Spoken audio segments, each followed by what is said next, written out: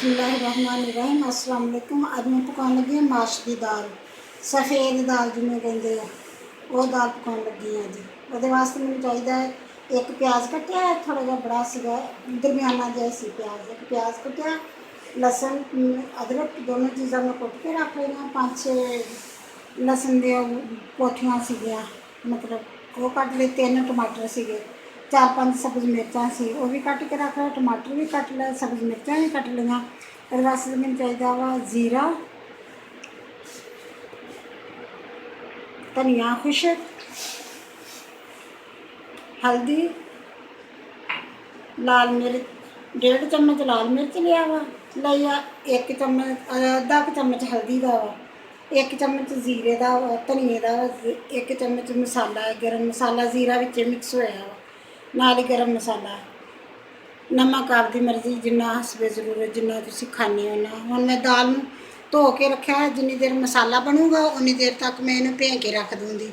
सफ़ेद दाल आप कहो कि माश की दाल पकाउण लगे हैं तो कहिंदे कि माश की दाल किहड़ी हुंदी है, जिहड़ी सफ़ेद दाल आ वो आ दाल सफ़ेद दाल माश की, वो बनाउण लगी। इहनूं मैं थोड़ी देर पानी पा के इहदे च रख देनी, धोता सीगा पानी नहीं सी पाया, मैं तुहानूं दिखा ला बाद च पानी पाऊँगी।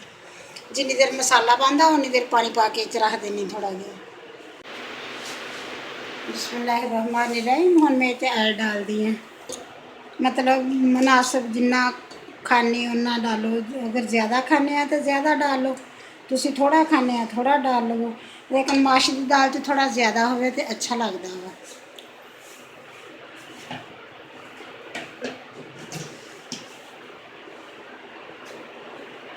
हुण मैं डालूँ इस प्याज,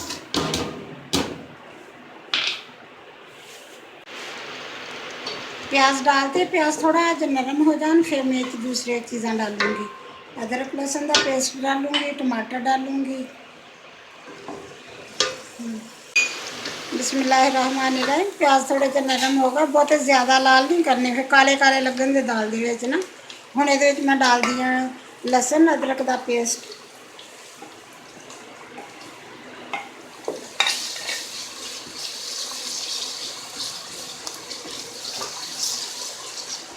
नाल डालूँगी टमाटर सब्ज़ मिर्चा,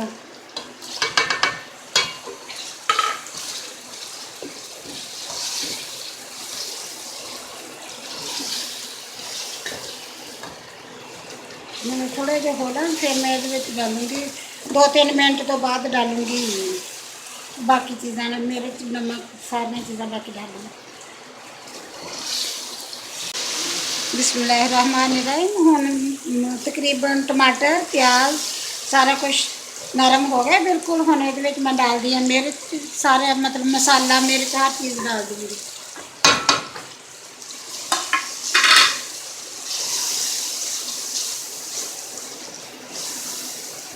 फिर ये थोड़ा जहा पानी का छिट्टा दे दूँगी ताकि मिर्च ना सड़ जाए ना। जो घ्यो के एवें मिर्च डालो तो सड़ जाती होंगी, लाल मिर्च फौरन जल जाती है। थोड़ा जहा पानी का छिट्टा दे लिया। हम मैं मसाला अच्छी तरह इन्हें बना लूँगी। बिस्मिल्लाहिर्रहमानिर्रहीम। मसाला बिल्कुल बन गया है, अच्छी तरह बन गया। और मैं ये डालूँगी दाल। बिस्मिल्लाह।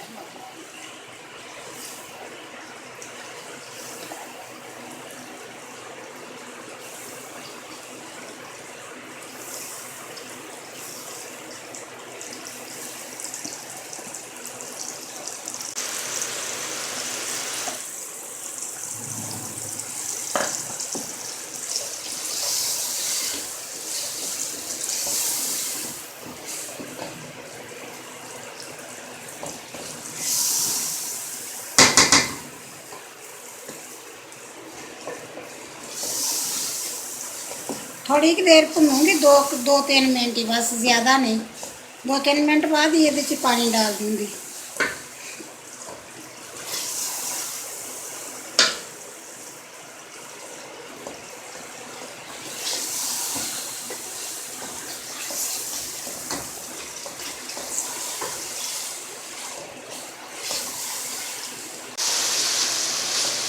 बिस्मिल्लाहिर्रहमानिर्रहीम। हुण मैं दाल भुज गई है, दाल जो भुन ली है मैं, बस मैं 2 मिनट भुनी है, 2 मिनट तो भी घट ही भुनी है, क्योंकि ज़्यादा भुनो तो फिर ज़्यादा गलदी नहीं होगी। थोड़ा पानी डालूंगी, बस 1 कप टप पानी का डालूंगी। ये दरमियानी जी आंच पे रखूँगी, ना ज़्यादा बहुत ही ज़्यादा करूँगी। थोड़ा जहा और डाल देनी पानी, 1 कप तो थोड़ा जहा ज़्यादा, बस 1.5 कप पानी डालिया। फिर बहुता ज़्यादा डालूंगी तो ज़्यादा गल जूगी, ज़्यादा गल के फिर लेस हो जाती है। ये लेस नहीं होनी चाहिए बिल्कुल भी। चलो हम मैंने तो ढक दूँगी, विचों हिलाऊंगी, 1-2 दफ़ा देखूँगी, चेक करूँगी, 1-2 दफ़ा हिलाऊंगी, तो बस फिर इंशाल्लाह उन्नी देर में बन जाएगी। बिस्मिल्लाहिर्रहमानिर्रहीम। हुण बस थोड़ी देर आ बनन नूं, मैं एक दफ़ा तुहानूं दिखा दिया, बस थोड़ी देर है। थोड़ी देर बाद बस मैं बंद करके रख दूँगी। रहमानिर्रहीम। दाल तकरीबन गल चली है, थोड़ी देर है दाल नूं। हुण ना मैं हुण हिला के 1 दफ़ा थल्ले अग थोड़ी करके, थोड़ी खड़ी है ये अजे, तो इन्हूं मैं बंद कर दूँ, थोड़ी देर दम ते रख दूँगी। फिर ये गल जूगी, नाले गल भी जाऊगी, तो नाले जिहड़ा इहदे च पानी है थोड़ा जिहा ये खुश्क हो जाऊगा बिल्कुल। बिस्मिल्लाहिर्रहमानिर्रहीम। दाल बन के तैयार हो गई है। अगर तुहानूं मेरी वीडियो पसंद आए, माशाल्लाह बहुत प्यारी बनी है दाल, अच्छी है, बहुत अच्छी लगती है देखने में, तो माशाल्लाह बहुत अच्छी लगती, खाएं पता लगेगा कि किदां दी है। अगर तुहानूं मेरी वीडियो पसंद आए, लाइक करना, शेयर करना, सब्सक्राइब करना। अल्लाह हाफिज़।